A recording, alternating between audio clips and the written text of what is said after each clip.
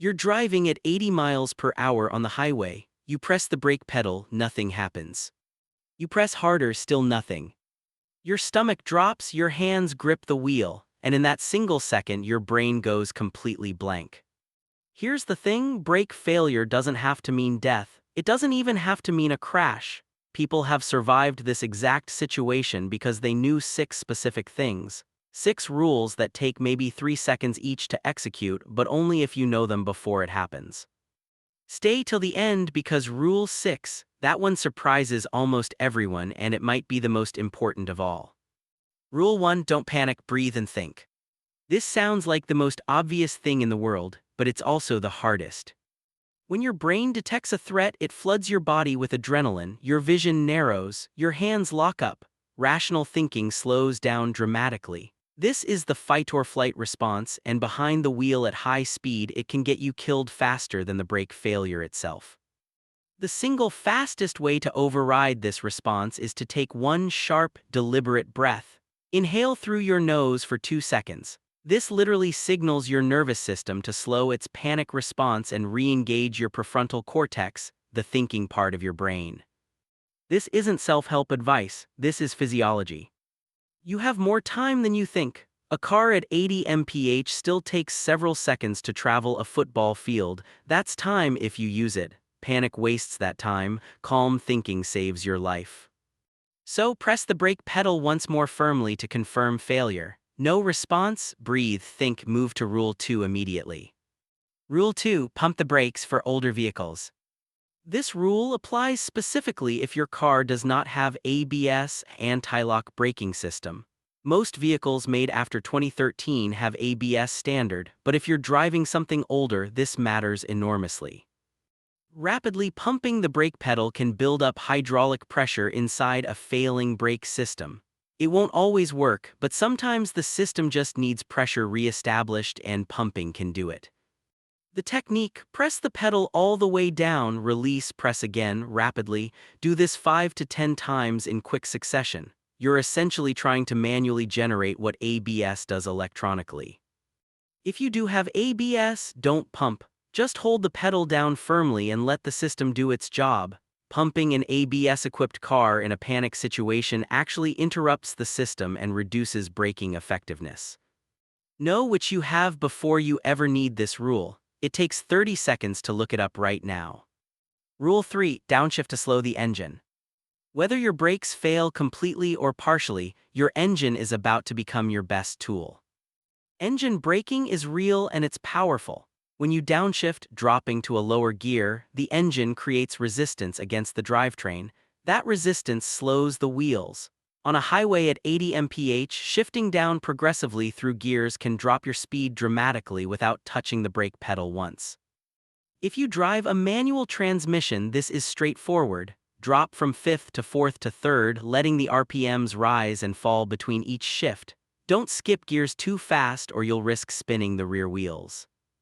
If you drive an automatic, look for paddle shifters behind your steering wheel or shift the gear selector manually from drive into a lower numbered gear.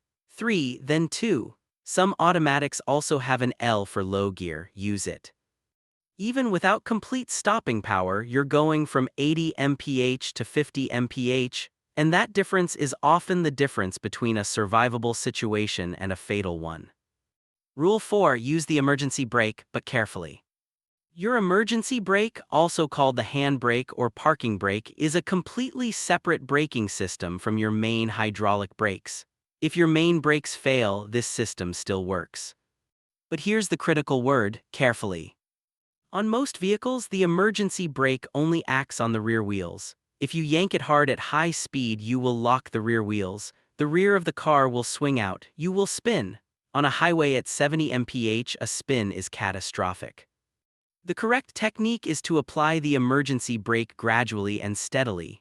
Ease it on, feel the car slow, don't yank, don't jerk, slow, controlled, deliberate pressure.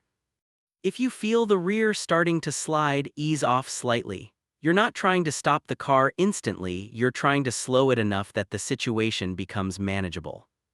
On a modern car with an electronic parking brake, the button type, the system typically has built-in protection against wheel lock. but still apply it with intention, not desperation. Gradually, steadily, controlled. Rule 5. Use your surroundings to slow down. By this point, you've pumped the brakes, downshifted, and applied the emergency brake. You're slower than you were, but maybe not slow enough. Now you have to think about your environment. Look around, what can you use? Runaway truck ramps exist on steep mountain highways for exactly this purpose. If you see one, take it without hesitation. They're designed to stop vehicles that have lost brakes. The deep gravel or sand absorbs momentum rapidly and safely. Road guardrails can be used as a last resort. If you're heading toward a collision and nothing else is working, a controlled, glancing contact with a guardrail on your side creates friction and slows the vehicle. It will damage the car. That's fine. Cars are replaceable. Open grass on the highway shoulder creates friction. Gravel creates friction. Even the rumble strips on the road edge create resistance. If you are approaching a red light or stopped traffic, use the opposing lane if it's clear.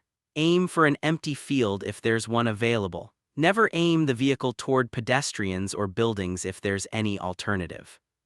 You are problem-solving at speed. Stay out of panic. Look for options. There are almost always options. Rule 6. Signal everyone around you immediately. This is the rule almost no one thinks about in time. The moment you realize your brakes have failed, you need to communicate that to every driver around you. Immediately, not after you've tried everything else. Right now, simultaneously. Turn on your hazard lights the second you recognize the problem. Honk your horn continuously. If you can do so without destabilizing the car, roll down your window and wave your arm out. Why does this matter so much? Because most brake failure accidents don't happen because the driver couldn't slow the car enough. They happen because another driver, someone who had no idea anything was wrong, moved into the lane, stopped short, or turned at an intersection at exactly the wrong moment. Your emergency lights buy you space. Other drivers will see them and instinctively give room. They'll hesitate before merging, they'll slow down, they'll create a gap ahead of you that gives you options. This is the rule people forget because their brain is screaming about the brakes, but signaling other drivers can be just as important as anything you do mechanically. A clear road ahead means you have seconds to keep working the problem. Turn on those hazards, hold that horn, make noise, make yourself known. 6 rules, most of them take under 3 seconds to execute, but only if you've thought about them beforehand. The reason most people don't survive brake failure at high speed isn't because there was nothing they could do. It's because they had never thought about what to do, so when it happened, they froze. You've now thought about it, you know the rules, you know the sequence.